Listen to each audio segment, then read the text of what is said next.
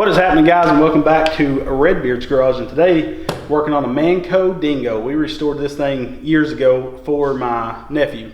He's been beating the road up with it, but we did the original manual disc brakes on it, and I'm not fond of them. They work, but it seems like you constantly have to adjust them.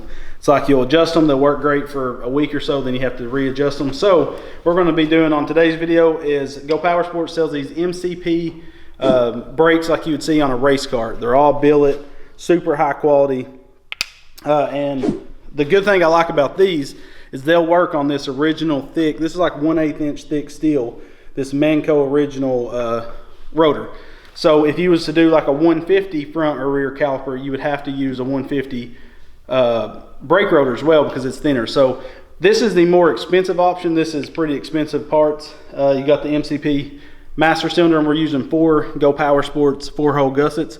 It's like perfect for setting it on the floor, welding these gussets through, and you got a really easy bracket. This is by far the easiest way to put hydraulic disc brakes on a go-kart, but it's the most expensive way. On the next episode that we do on brakes, we're going to mount the cheapest way, which is a 150 front caliper using on the rear and a 150 master cylinder. It's way cheaper, but a lot more fabrication. So this episode, we're going to show you how to get hydraulic brakes. If you don't have much fabricating skills, this is the way to go. It just costs a little bit more money. So what we have to do is pull this tire off to get it out of our way. We're going to start by mounting the caliper first. We're going to move the disc in towards the frame so we can get it where we need it. So all we're going to have to do is take off this manual rod, get rid of the caliper, then we can start modifying everything like we did it. So let's get to work.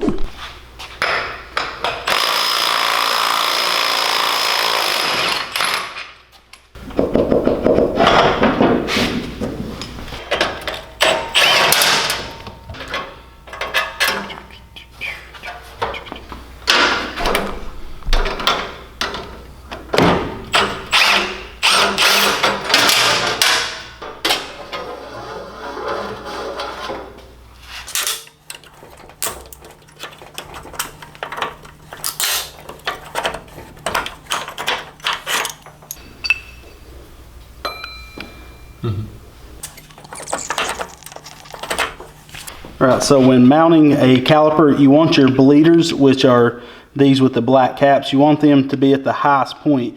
So when you bleed it, air will be able to come out. If you had them like this, you're going to get an air pocket trapped up here. So you always want to make sure. Now what we're going to do is get our disc kind of where we want it, which is right there. And we could use the original mount, but it's kind of bulky and in the way. So right there seems, oh geez, to be around about where we want it. So what I'm going to do is make a template of a piece of metal. It's going to weld to the top of this, and bolts will go right through that. So we'll get to working on that.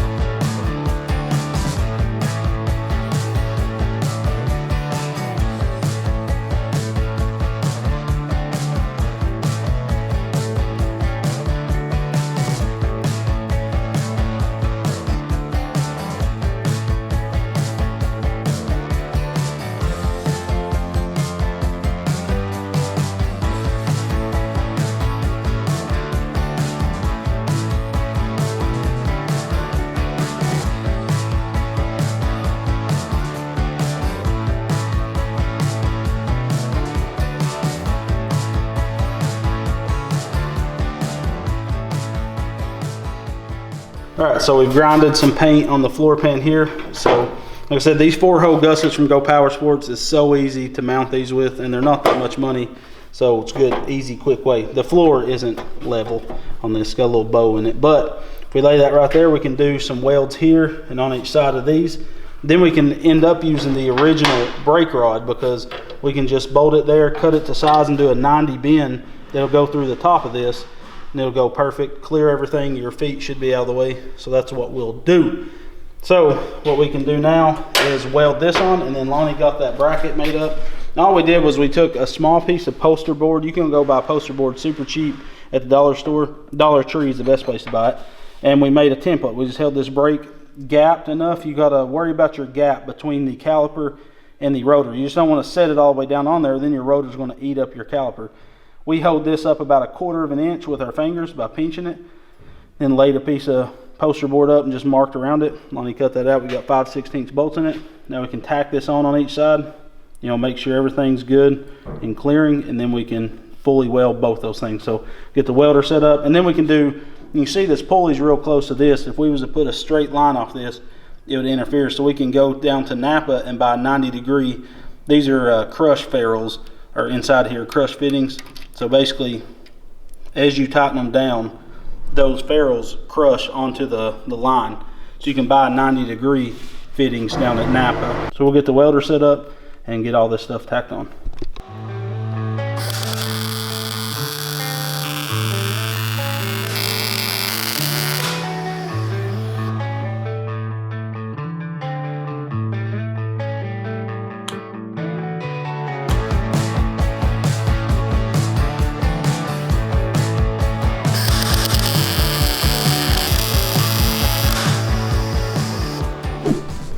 Alright, so we got the brakes all mounted up. I'm just tightening up the lock collars to hold the rotor in place.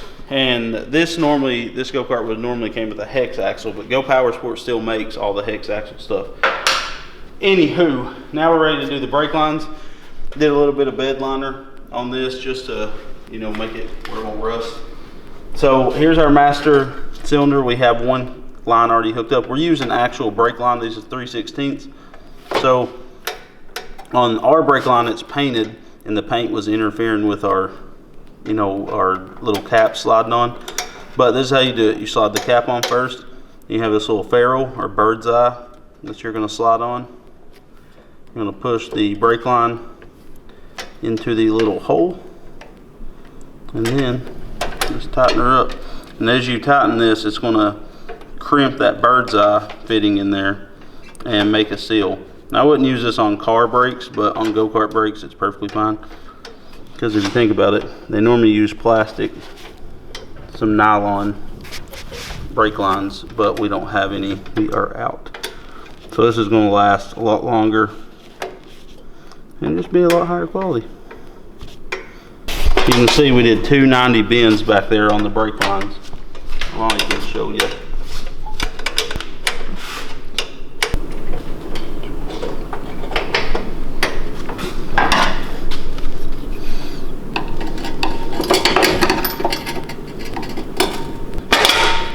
There it is. So this is our original brake rod that ran that mechanical disc brake. And you can see I've already marked where to bend it and where to cut it. And basically how I done that was slid the brake rod in here. Went ahead and put a bolt in it where I wanted it to pull from the pedal. You can see I'm wanting it to go in that top hole. So I want to bend this over at a 90. So, okay. So I'm going to cut it off there and do a 90 bend, and that should be perfectly out of his way. He'll set his heel right here just like he originally did.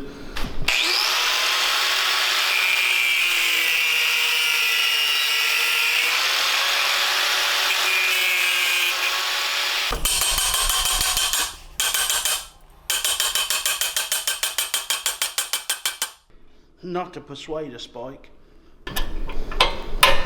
So you can see that's going to be perfect. Gotta drill that hole out. But yeah, I'm going to have to drill this hole out to a, this looks like 5/16, and that's a quarter. Quarter. So we'll drill that hole out, slide that puppy in. We can drill a hole in this and put a key in it, a keeper. So this is all removable, very easy. So we'll get that done. Easy peasy lemon squeezy. All right, so to bleed these brakes, we're gonna need a 1/4 inch wrench to do the bleeders on the rear. So this caliper is 2-piece. You have a piston in this side and a piston in this side, where motorcycle brakes and stuff only has one piston, and the outside part of the caliper is just basically a clamp holding another pad. So it's pushing one pad into the rotor and sucking the other pad in, where this one, These are more effective in because it's pushing both pads against the rotor, so you got a lot more power with them. So how we bleed these is we put a little hose on this. You run this in a cup or something, and we're going to crack one at a time open. So we'll crack it open so fluid can flow through this hose. Then in the links in the video description, your boys at Go Power Sports has this little setup here, which is a little plastic bottle and a billet cap. So we've already got the cap removed off of our master cylinder, but this cap will screw in here. We've already got the cap taken out. Go Power Sports sells this cap with this bottle. What this does is give you, and you don't need to really crank that down. And on this bottle, again, we just used this the other day and it's covered in brake fluid. So you pop that cap off and it has a rubber O-ring, so you turn this upside down and put it on that nipple and squeeze, and it's going to back purge the system and push fluid out the bleeder. So it's going to push all the air from the front to the back and get it out of there. That's the most efficient way. And again, Go Power Sports sells this kit. It's really cheap for this little bleeder kit, but this is only going to work for these MCP brake setup that they sell, these race kart style brakes. But if you've ever bled brakes on these the old way, this is way better. Yeah, even when we do the video in a couple weeks on putting standard like 150 calipers on a go-kart, you're going to see we do it the same way, but with a medicine syringe is the cheapest way. You can go buy a bleeder kit, but you know, we like to keep it cheap. So what we're going to do is fill this bottle up, and it's also good to pre-fill your master cylinder up so you're not pushing so much fluid.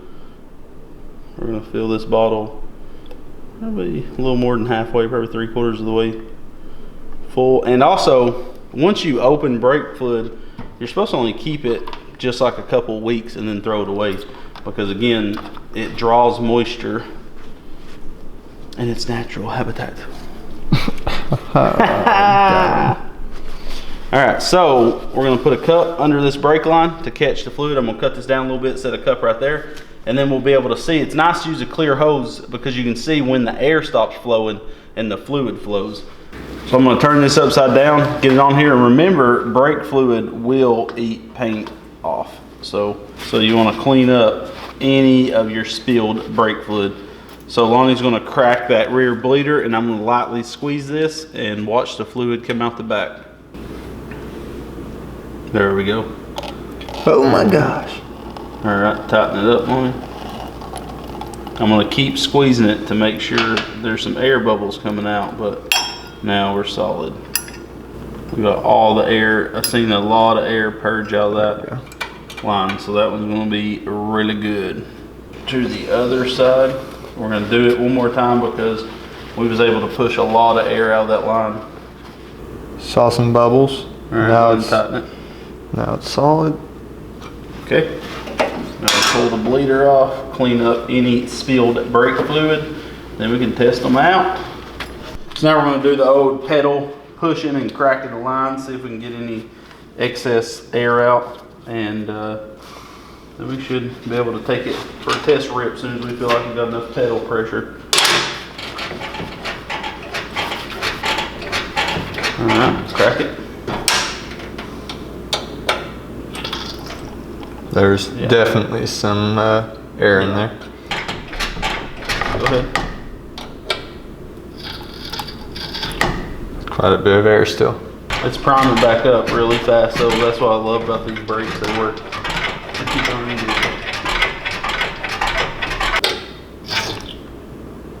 All right, do the next one. Go ahead. Add air.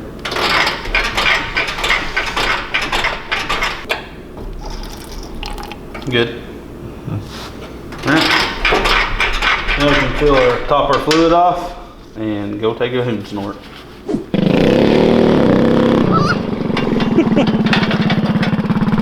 The roll cage needs, we gotta get some like 5-inch bolts or welded.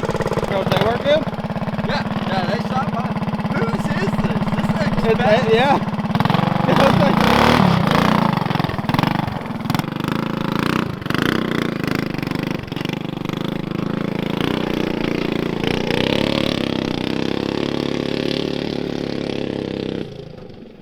Pretty fast for a kid.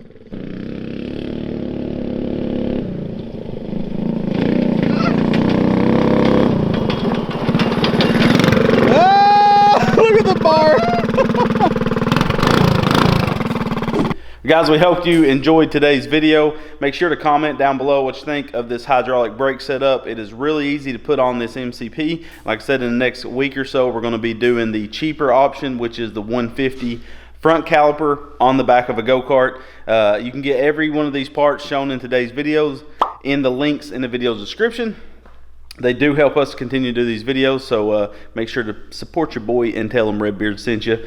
But yeah, we got some more videos on on wiring to brakes to just suspension and stuff coming out, so stay tuned for that. Thank you guys for all your support. We love you, and God bless.